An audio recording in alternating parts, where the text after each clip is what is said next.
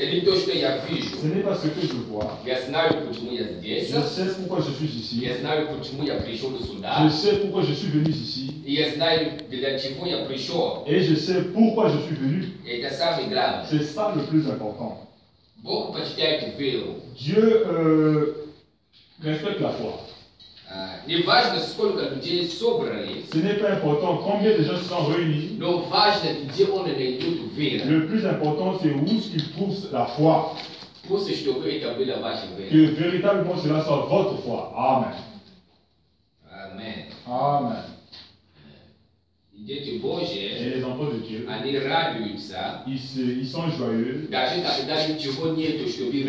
Même quand il n'y a rien pour être heureux. Ne soyez pas simplement heureux quand tout est bon. Même quand tout est mauvais, on peut être heureux. Parce que notre joie, ce n'est pas notre entourage. Notre joie, c'est Jésus-Christ. Et si Jésus-Christ vit, c'est suffisant afin que nous soyons heureux.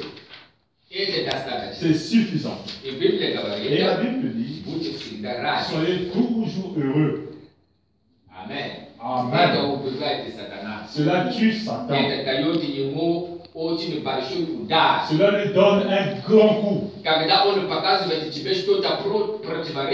il te montre quelque chose d'opposition, et toi tu dois être malheureux, mais en réalité toi tu es heureux, c'est un choc. C'est un coup. Et nous, comme des enfants de Dieu, nous devons apprendre à combattre. C'est tenir. Et Amen. Afin que notre foi puisse croître. Amen. Nous remercions le Seigneur. C'est pour cela, ce n'est pas les situations, ce ne sont pas les problèmes, ce n'est pas la vie, ce n'est pas la mort qui nous séparera de l'amour de Christ. Oui, c'est bon de le dire. Mais beaucoup disent que c'est difficile à vivre. Mais avec Dieu, tout est possible. On peut tout expérimenter. On peut tout vivre à travers Christ qui a vaincu pour nous. Jésus-Christ donne toujours la foi de notre esprit. Si vous le croyez, même dans les situations, il vous donnera la force. S'il a permis cela, il donnera la force afin que vous puissiez apporter cela. Il donnera la force. Et n'apprêtez pas votre attention à Satan. Mais ce qu'il peut vous montrer, les pensées qu'il peut vous envoyer, parce que le combat se passe dans notre esprit. C'est ce que le prophète dit. Le combat se trouve dans notre esprit. Il peut envoyer des pensées quelconques, des mauvaises pensées. Il faut s'opposer à cela.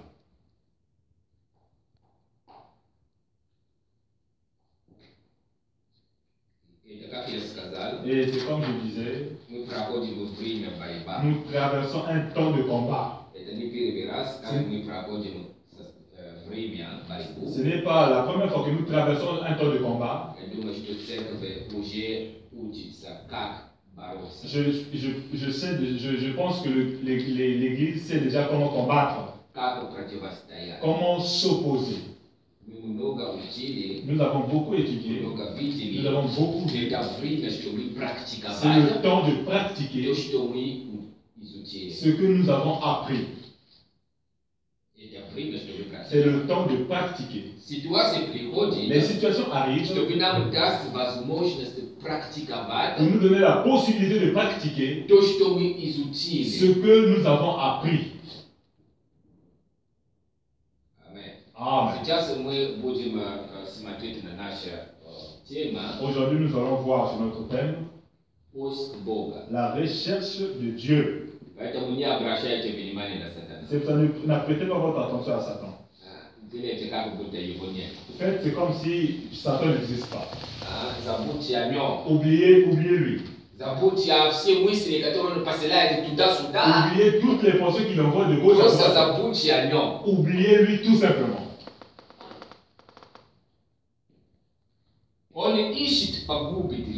Il cherche à tuer les gens. Mais nous ne voulons pas. Nous voulons vivre. C'est pour ça, si nous l'entendons,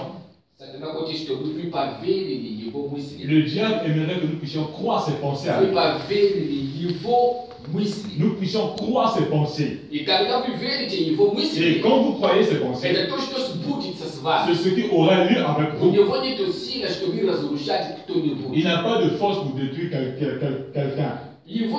Sa force à lui, c'est quand vous le croyez. Mais si vous ne le croyez pas, il n'a pas de force. Il est écrit que dans le millénium, le diable sera entre les chaînes. Parce que personne ne l'entendra. Et il marchera de gauche à droite. Il ne trouvera personne. Il sera enchaîné. Et l'église du Dieu vivant, l'église du Dieu vivant obtient déjà l'état du millénium aujourd'hui. Quand le diable arrive à l'église du Dieu vivant, il ne doit trouver personne. Parce que tous, ils sont en contact avec Dieu.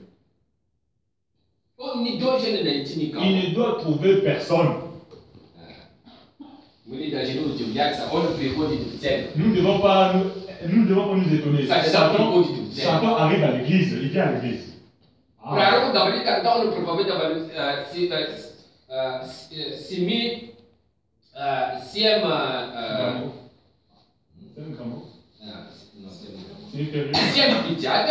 Quand le prophète a prêché les 7 sceaux,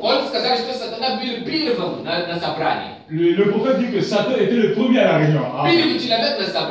La première personne à arriver à la réunion, c'était Satan. Amen. Amen. Amen. Ça ne prêtez pas votre attention. Si vous voyez des mauvaises pensées, jetez simplement ces pensées-là de l'autre côté. Amen. Amen.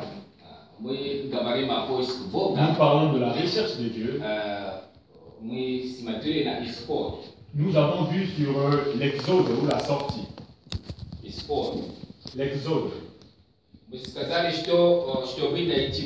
avons dit qu'afin de trouver Dieu, il faut sortir. Il faut se séparer. Il doit arriver une séparation. La séparation. Et nous avons dit que Dieu sépare les gens. Il sépare les gens à travers la parole de Dieu. Il sépare également les gens à travers la mort. C'est pour ça que nous disons le baptême dans l'eau, c'est la mort en Christ et la résurrection en Christ. C'est l'image de cela. Et quand nous avons le baptême de l'eau, Dieu nous sépare du monde et de notre propre moi. Parce que si nous ne mourons point, nous ne pourrons pas voir Dieu. C'est aussi les Écritures. Nous savons que les Écritures ont 2 ou 3 sens. Quand Dieu a dit à Moïse, personne ne pourra me voir et vivre. Cela signifie aussi qu'afin de voir Dieu, il faut mourir. Pour voir Dieu, il faut se séparer. Amen. C'est impossible de voir Dieu.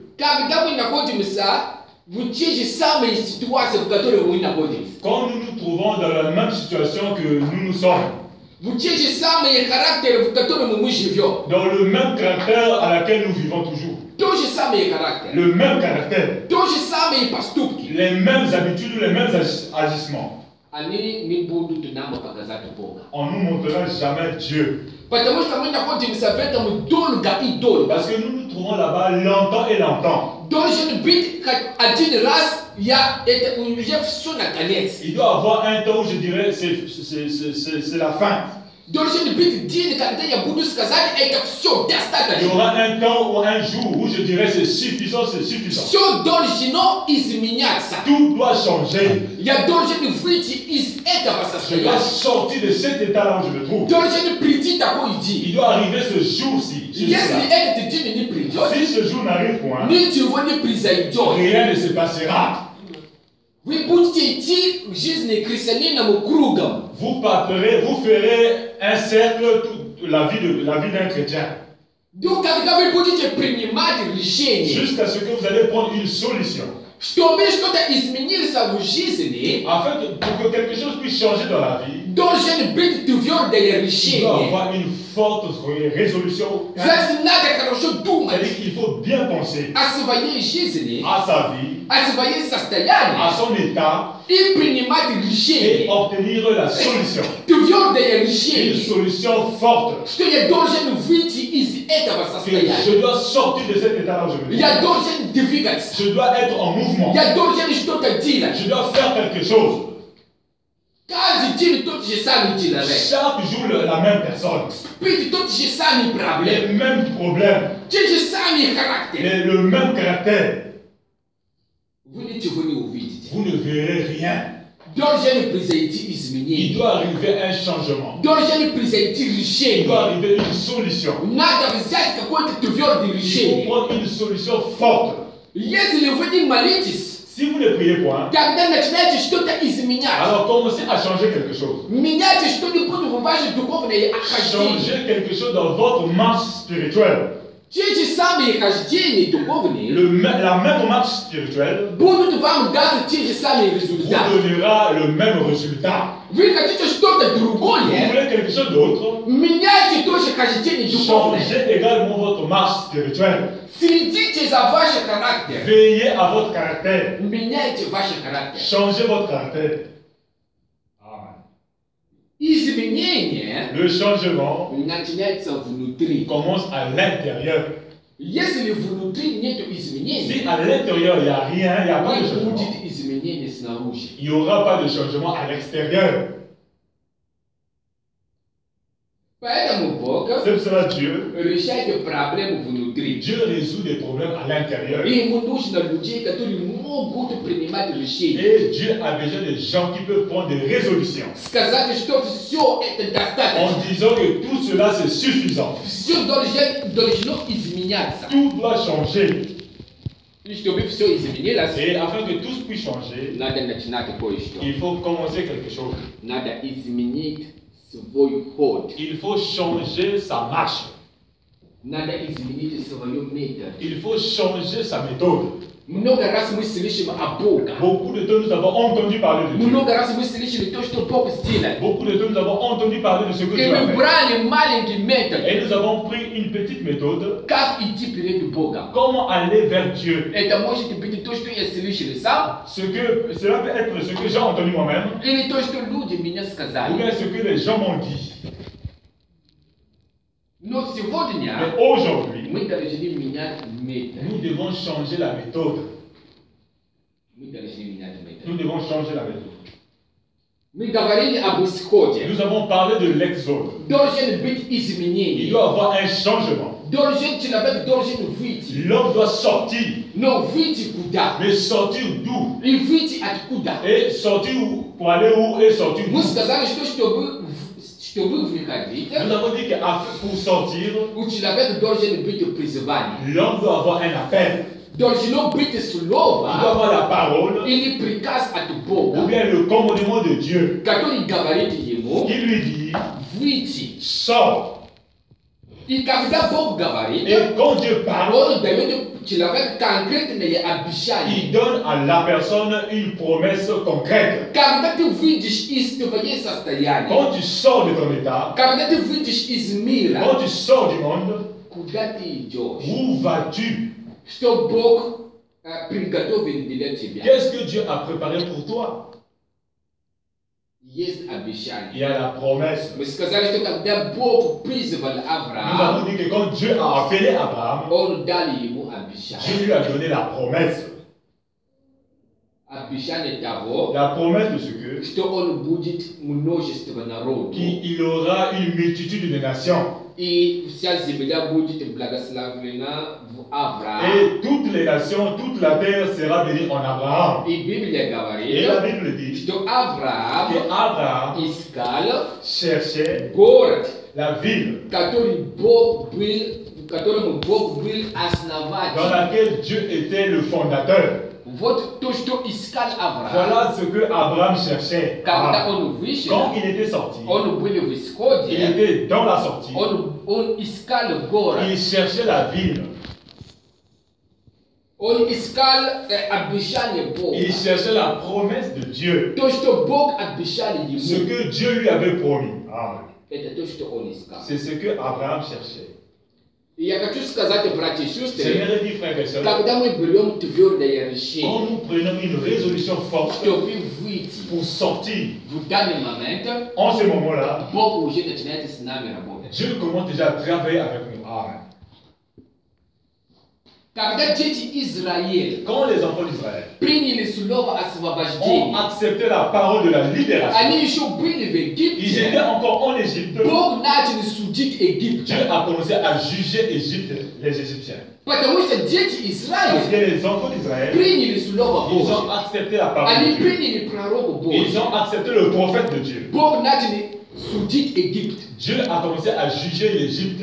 Et le prophète dit, l'Égypte c'est le monde. Amen. L'Égypte c'est le monde. Et le prophète dit encore, si vous aimez le monde, vous n'avez point d'amour de Dieu en vous. Dans le cœur de l'homme, il peut se trouver soit le monde, soit Jésus-Christ. Il ne peut pas avoir de milieu. Soit vous aimerez le monde, soit vous allez aimer Jésus-Christ. Mais si vous avez accepté Jésus-Christ, Dieu va juger le monde. Le monde qui se trouve en vous, Dieu jugera ce monde-là. Et le monde là doit vous laisser. Ah. Il y a des gens quand ils sortent, il y a encore certaines coutumes, certaines traditions qui arrivent avec eux dans la vie chrétienne. Ils aimeraient sortir, mais ils ne peuvent point. Simplement parce qu'ils n'ont pas de force. Ah. Mais s'il reconnaît que ce qui se passe en moi, ce n'est pas de Dieu, et je ne veux pas de Dieu, je ne désire pas ça, je veux pas ça, je n'aimerais pas être esclave, je n'aimerais pas être esclave, je n'aimerais pas être esclave de ce monde, de cet esprit. Parce que le Seigneur Jésus-Christ a dit, l'esprit qui t'a vaincu, il te transforme en esclave. En esclave. Amen. Amen. Si un esprit t'a vaincu, par exemple l'esprit du mensonge, il t'a poussé à mentir une fois. Vous l'avez fait. Vous serez désormais son esclave.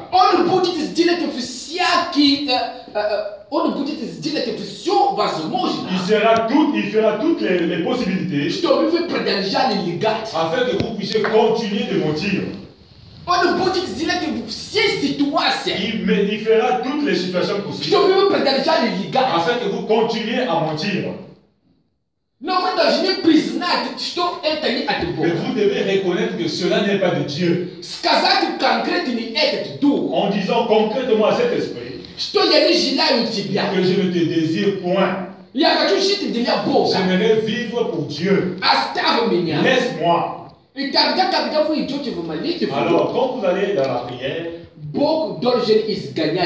Dieu doit chasser cet esprit. Parce que vous ne l'aimez point. Il vous a pris sous son contrôle. Il aimerait que vous puissiez travailler pour lui. Il aimerait que vous soyez son esclave. Et pour qu'il puisse partir, vous devez accepter le message de la libération. Quand vous acceptez le message de la délivrance que Jésus-Christ apporte, Jésus-Christ est venu pour libérer les gens. Il est venu afin que les gens soient libres. Libre de Satan, libre du mensonge, libre du péché. Voilà pourquoi le Seigneur Jésus-Christ était venu. Et quand je crois à cela, je commence à prier. Dieu doit juger ce péché. Et il doit quitter, il doit te laisser. Je dois dire à Dieu, Dieu, voici ce qui se passe avec moi. C'est ce que le prophète Branham a fait. Le prophète Branham, quand il était sous un mauvais esprit, il n'a pas caché cela. Il y a des gens qui cachent leurs péchés. Qui cachent leurs agissements mauvais. Ils essaient de faire, c'est comme si c'est normal. Mais le prophète n'a pas fait cela. Il a dit, ce qui se passe avec moi maintenant, ce n'est pas normal. Et je ne veux pas ce ça. J'aimerais aller prier Dieu jusqu'à ce que Dieu ôtera cela de moi. Et Dieu réellement a ôté ça du prophète. Mais il a jugé cela. Il a dit que ce n'était pas bon. Amen. Et Dieu lui a aidé. Parce que la Bible dit, ceux qui cachent ou bien qui cachent ces agissements, il n'aura pas de réussite. Amen. Amen. Le Seigneur Jésus était venu afin que nous ayons de la réussite. Mais afin que nous ayons de la réussite, nous devons premièrement sortir du monde. Avec l'amour du monde puisse quitter de nous. Et l'amour de Dieu puisse rentrer en nous. Amen. Voilà pourquoi le Seigneur Jésus-Christ était venu. Quand je prie, il y a souvent des pensées qui m'arrivent. Cesse de prier. Va voir la télévision. Je dois dire cela à Dieu. Dire à Dieu que quand je prie, il y a des problèmes qui m'arrivent. J'ai accepté le message de la libération. Je te prie, Seigneur, sauve-moi de ce problème. Le Seigneur Jésus-Christ, c'est un sauveur. Si vous l'appelez pour le salut, il doit venir et sauver. Parce que c'est son travail à lui. Amen. Il doit avoir une sortie. Et la sortie, ce ne sont pas que nos efforts. J'aimerais sortir. Les enfants d'Israël, quand ils étaient sortis d'Égypte, ils étaient sortis à travers la force de Dieu. Dieu a jugé l'Égypte. Pourquoi? Parce qu'ils ont accepté le message de l'heure. Ils avaient accepté le message de la libération. Et Dieu leur a libérés. Amen. Ils sont arrivés chez le pharaon en disant à Pharaon, laisse-nous, nous aimerons sortir. Pharaon a dit non, vous êtes mes esclaves. Si vous partez, qui travaillera pour moi? C'est ce que Satan fait. Le prophète dit, Pharaon, c'est l'image de Satan. Amen. Il ne veut pas laisser l'homme afin que l'homme puisse sortir sous son contrôle. Parce que pour lui, Satan, l'homme est son esclave. C'est son instrument à lui.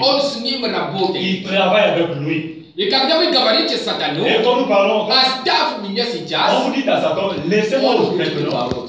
Vous allez combattre. Ah. Ne pensez pas que cela sera facile. Et Satan dira oui, pas pour toi. Vous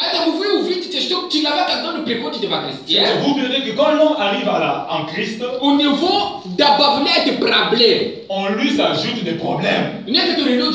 Certaines personnes disent, moi j'étais pas encore chrétien, tout était bon avec moi. Et maintenant quand je suis devenu chrétien, c'est comme si je suis allé chercher encore des problèmes. C'est un bon signe déjà. Si vous voyez beaucoup de problèmes, sachez que Satan est au courant que vous voulez qu'il vous sortez de lui. C'est ce que Pharaon a fait. Quand les enfants d'Israël sont arrivés et ont accepté le message de Moïse, la Bible dit Pharaon a multiplié des problèmes. Il a multiplié le travail. Afin qu'ils soient, tous les enfants d'Israël soient occupés que de leur travail. Regardez ce qu'il avait dit. Nous devons leur donner beaucoup de travail. Afin qu'ils puissent oublier à leur Dieu là. C'est ce que Satan fait également. En ce moment-ci, il donne au monde beaucoup de soucis. Il donne la mode. Beaucoup de problèmes. Afin que l'homme soit occupé que des situations et des problèmes. Et afin qu'il ne puisse pas regarder à Dieu. Le prophète dit,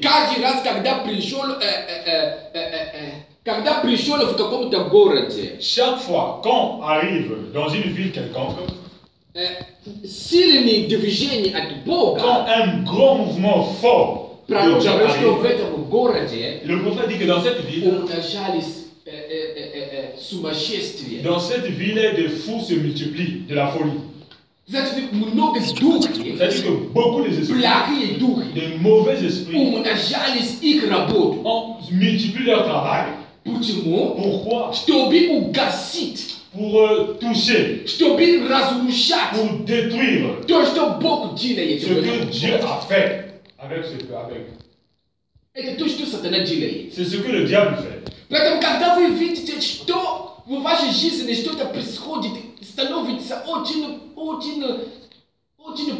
C'est pour ça, si vous voyez que dans votre vie quelque chose devient très très mauvais, quand vous priez, encore, si vous voyez quelque chose de difficile arriver,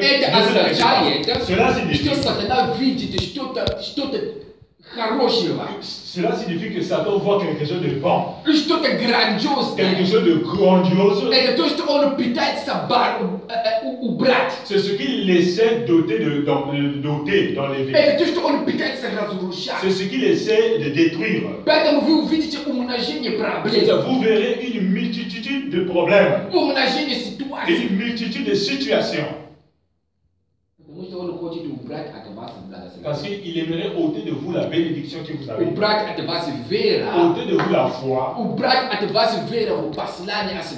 Ôter de vous la foi du message de l'enlèvement. De la libération. Afin que vous puissiez dire, ah, pourquoi je pars tout le temps à l'église? Pourquoi je prie? Pourquoi? Quand beaucoup de problèmes se multiplient encore.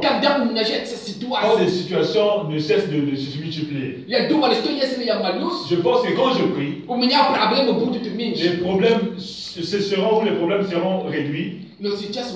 Mais aujourd'hui, ça se multiplie encore. Et le prophète dit, en ce moment-là, alors tenez-vous fort.